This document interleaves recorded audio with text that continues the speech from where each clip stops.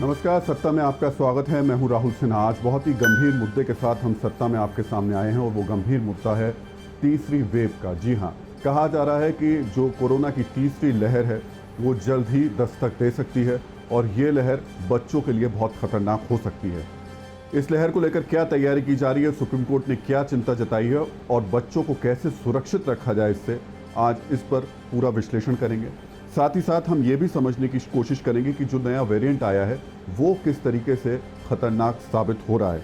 लेकिन इस सब के बीच में एक वायरस और ज़्यादा तेज़ी से देश में फैल रहा है और वो वायरस है भ्रष्टाचार का वायरस। इस वायरस ने कैसे कोरोना काल में लोगों की जान ली है और आज भी सैकड़ों हज़ारों लोगों की जान का दुश्मन बना हुआ है, आपको इस वायरस के बारे में भी बताएंगे।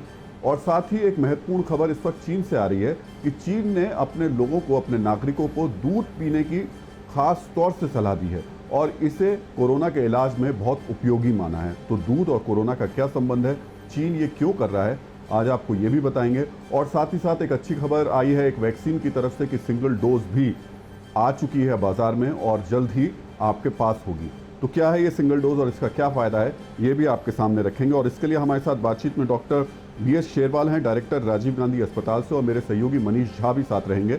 लेकिन उससे पहले तीसरी लहर की बात कर लेते हैं, जो कि आज लगातार चर्चा में है।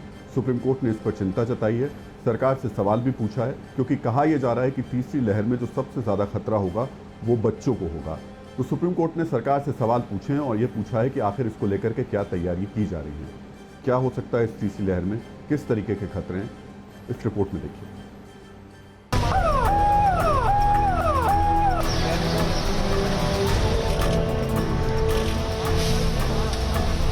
ये दर्द, ये बेबसी और ये लाचारी का मंजर। मेरी मदर को कोविड हो रखा है, 21 तारीख से लेकर घूम रहा हूँ, कहीं जगह नहीं मिली। कभी दवाई, कभी एम्बुलेंस तो कभी ऑक्सीजन के इंतजार में पथराई नजर। ये नजरें कभी अपनों को खोकर तो कभी सिस्टम के आगे लाचार होकर रो रो कर थक चुकी हैं। मगर इस जानलेवा वायरस का जोर जैसे थमने का नाम ही नहीं ले रहा।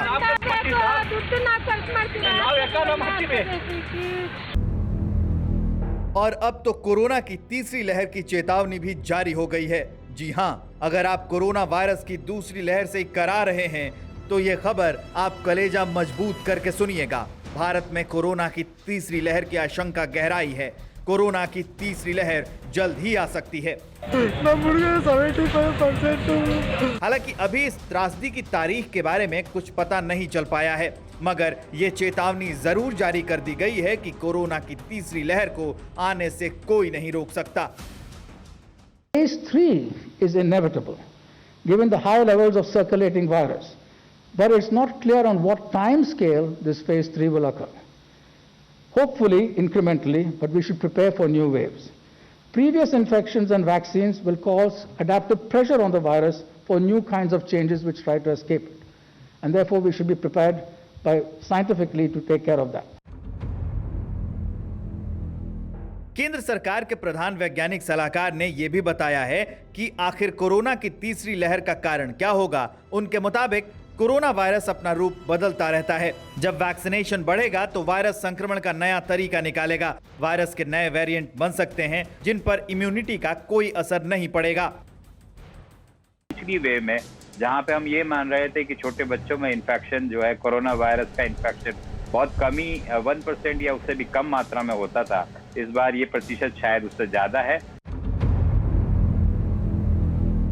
जैसा कि दूसरी लहर के दौरान भी देखा जा चुका है, जिन लोगों के शरीर में एंटीबॉडी बनी या वैक्सीन लेने पर इम्यूनिटी डेवलप हुई, उन्हें भी कोरोना वायरस ने अटैक किया। हालांकि इस बीच कोरोना के कहर से निजात पाने के लिए एक अमेरिकी तकनीक उम्मीद की किरण के तौर पर सामने आई है, जिसे भारत सरकार ने भी इस्तेमाल की इजाजत दे दी है।